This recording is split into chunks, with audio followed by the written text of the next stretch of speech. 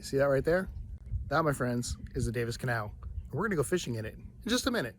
One of the things I talk about when I teach the fishing class at the rec center, and one of the things I'll mention is that you should target your species. And the reason I say that is because right now, the trout are starting to come into the Davis Canal. And so if I wanted to catch trout, I would start throwing soft plastics, or maybe some people are going to be throwing shrimp, live shrimp on popping corks. And there's also going to be some red drum in here, and both those baits would work great. But today I'm going to go for a different fish, which is the black drum.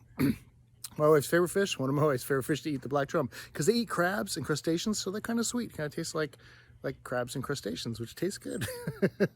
And not only that, but they're a really strong fighting fish. So when you get a nice size keeper black drum, they puts up a nice little fight too. So we're going to go out and we're going to fish the Davis Canal for black drum. Come on, let's go.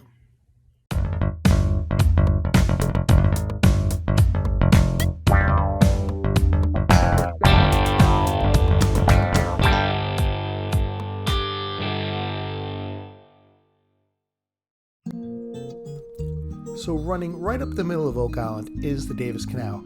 The Davis Canal begins at Pinner's Point, which is where the ICW and the Davis Canal meet at the west end, and it runs all the way up the island to 40th East Street, where it ends. There are some houses and boats along the way, but there's plenty of marsh and tributaries and little creeks, and it makes for great fishing. Let me show it to you here on a map. Here's a map of Oak Island, and I'm going to show you the Davis Canal. You can see it running right up the middle. I'm indicating that by pink right here. And on the west end of it, where it intersects with the ICW, which I'll show you in green, and below that, just south of it, is Montgomery Slough, which I'll show you here in yellow. Now, there's a couple of ways you can get onto the Davis Canal. There's a few docks and piers, but for the most part, you want to use a boat. And a kayak is a great way to get around out there. Now, you can launch a kayak at the rec center, which is 31st East, although I think they're closed right now for repairs. Or you could launch one at Blue Point Marina, which is 57th West. Or you can just take a boat down to the west end, the ICW, and you can drag your kayak through the sand and just launch it there, go up the Montgomery Slough.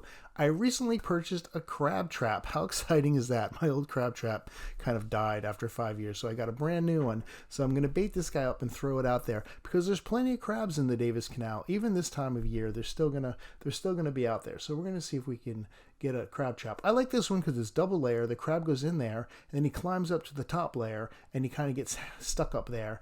And I just feel like it holds more, catches more crabs without them getting out there. So I'm just going to throw this into the Davis Canal, and then we're going to get in the kayak, and we're going to take a little trip up and see if we can catch some. What I'm looking for is black drum.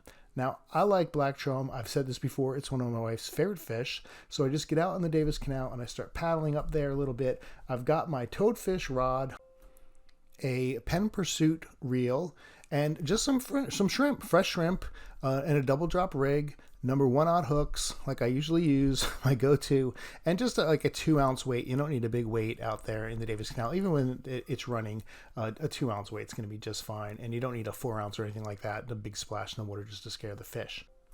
Now, I'll tell you where I like to fish for black drum. Now, different fish are different, but this is where I see black drum holding up.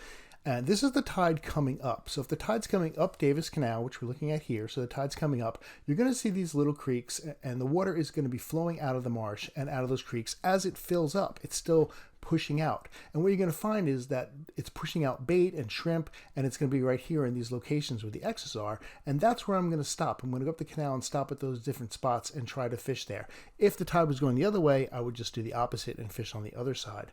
So I'm just at a stop right here, and it doesn't look like I'm casting close to shore. It looks like I'm casting to the middle, but I'm not. I'm kind of facing across the canal, but I'm actually casting over to the right, if you will. And right away, I get myself a little black drum, which I was fairly happy about. Even though he was tiny, first cast, and it's a black drum, my target species, I'm feeling pretty good about that. Like I said, black drum, pretty simple to catch on shrimp with the small 1/0 hooks.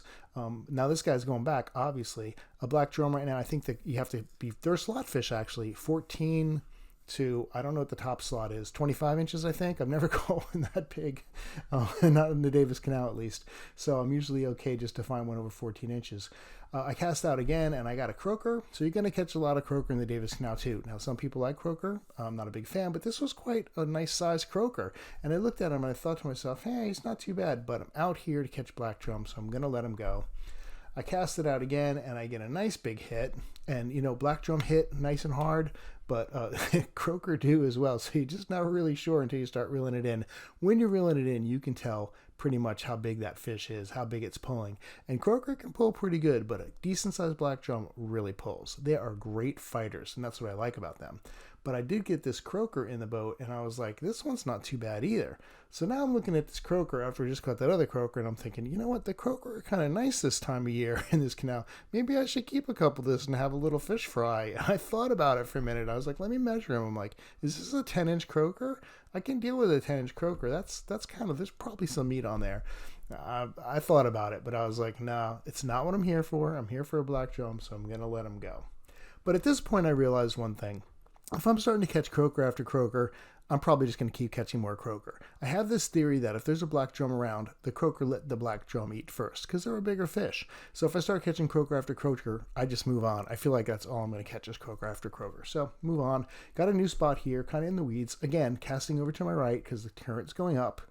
And I caught another black drum. So deja vu. Again, it's another little one, so I'm a little disappointed in the size, but I'm happy that I get another black drum.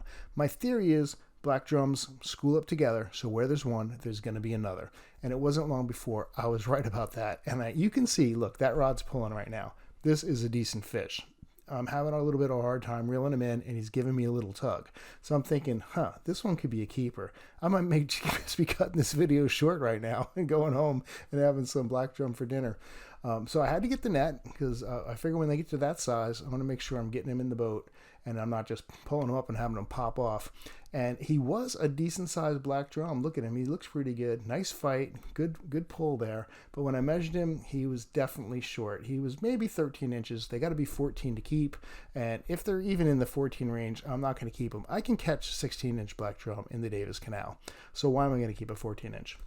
But now I'm on to it. I'm like, right, there's some there. I've already caught two. There's got to be another one. So load the bait back up. Just little pieces of shrimp. I'm a double drop rig with my 1/0 hooks.